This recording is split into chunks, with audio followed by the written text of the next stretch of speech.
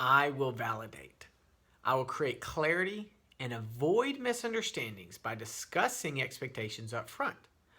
I will establish mutually understood objectives and deadlines for all projects, issues, and commitments. I will confirm completion of tasks by asking customers and coworkers to validate my work. If you look outside of our conference room, right up above the door, you'll see in big block letters, validate. I think this is probably one of the most important pledges when it comes to making a happy customer. You guys have all heard us talk about, third eggs. You guys have heard us talk about raving fans. And an essential aspect to creating a raving fan is a simple formula. You create clear expectations, and then you exceed those expectations in order to create a happy customer. Now, the challenge is if you haven't validated what you have done, you're just hoping that you've exceeded those expectations. So validation is that last little piece, and we talk about putting the icing on the cake or driving the last 2 yards on a football field.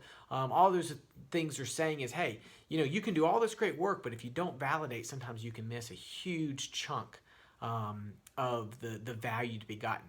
Kind of reminds me of the story. I've shared this with you guys before. I had a customer call me one day, and the customer said, hey, normally don't want to, make a stink or anything, but we put in this service request 10 days ago for the simple voicemail change, and it just hasn't happened. Didn't expect it to happen immediately, but 10 days is a long time. Can you help us out?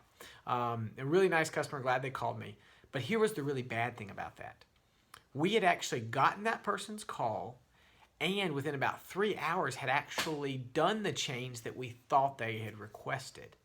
But no one called the customer or contacted them and said, hey, Mr. Customer, we've got that change done. Can you validate that it's completed to your satisfaction? So we marked it off. The work order was complete. We thought that we were all done and that we had exceeded the customer's expectations by getting it done in 3 hours. But because we didn't validate, now the customer 10 days later is calling me and saying, hey, why haven't y'all gotten this done?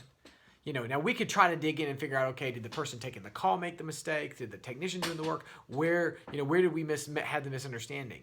But the reality is misunderstandings are always going to occur. Even with trying our best to communicate, sometimes we just get off. We're not quite on the same page. And that's why validation is so key to come back and say, hey, we set those expectations here. Have we achieved and gone beyond that? And then if all of a sudden the customer says no, well, hey, now that we can figure out, well, hang on, maybe there was a misunderstanding, or maybe they don't see what we've done, and we can make sure we get back on the same page to make sure that we have a happy customer. So remember, hey, driving 98 yards, you don't get any points. You got to get into the end zone in order to get the points. So just because we've done the work, just because we think we've exceeded the expectations, if we don't validate, then we may miss it all. So as you go, this week, not only with customers but internally, as we set those expectations on the front side, and then as we meet and exceed those, make sure that we validate in order to make sure we have great, happy customers both internally and externally.